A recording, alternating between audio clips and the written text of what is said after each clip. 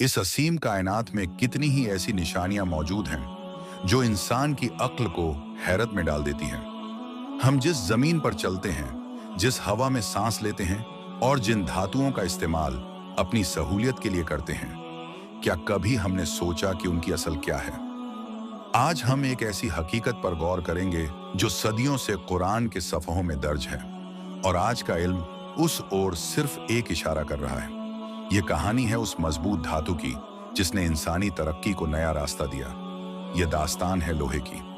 अल्लाह रब्बुल इज्जत ने अपनी किताब में एक पूरी सूरह का नाम अल हदीद रखा है। ये लफ्ज अपने आप में एक वजन रखता है।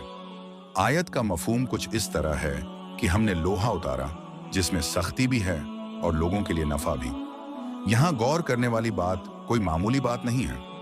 कुरान ने किसी भी जगह यह नहीं कहा कि लोहा जमीन के अंदर पैदा किया गया या यह मिट्टी का हिस्सा था। कुरान ने जिस लफ्ज का चुनाव किया वह है अंसलना, हमने उतारा। अरबी जबान की खूबसूरती देखिए।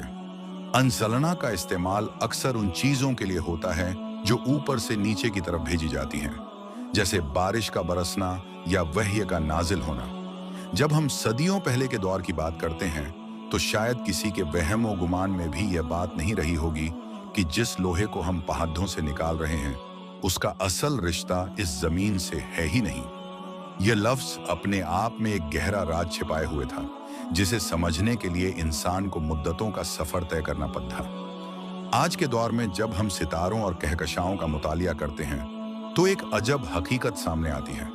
साइंस कहती है कि लोहे का जौहरी ढांचा, एटॉमिक स्ट्रक्चर, इतना पेचीदा और वजनी है कि इसे जमीन पर तैयार होना मुमकिन ही नहीं था। सूरज, जो हमारी इस दुनिया को रोशनी और तपिश देता है, वह भी इतना ताकतवर नहीं कि लोहे जैसा तत्व पैदा कर सके। लोहे को बनने के लिए जिन करोड़ों डिग्री तापमान की जरूरत होती है वह सिर्फ बद्धे सितारों के खत्म होने के वक्त यानी सुपरनोवा के दौरान पैदा होती है। कल्पना कीजिए, आज से अरबों साल पहले अंतरिक्ष की गहराइयों में किसी विशाल सितारे में धमाका हुआ होगा। उस वक्त यह लोहा वजूद में आया और छोटे छोटे टुकड़ों की शक्ल में कायनात में फैल गया। फिर एक वक्त आया जब यह लोहा उल्का पिंडों यानी पत्थरों की शक्ल में हमारी जमीन पर गिरा।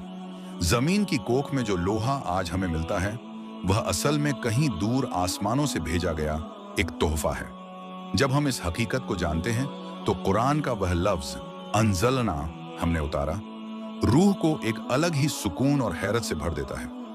यहाँ हमें एक बात बहुत साफ तौर पर समझनी चाहिए।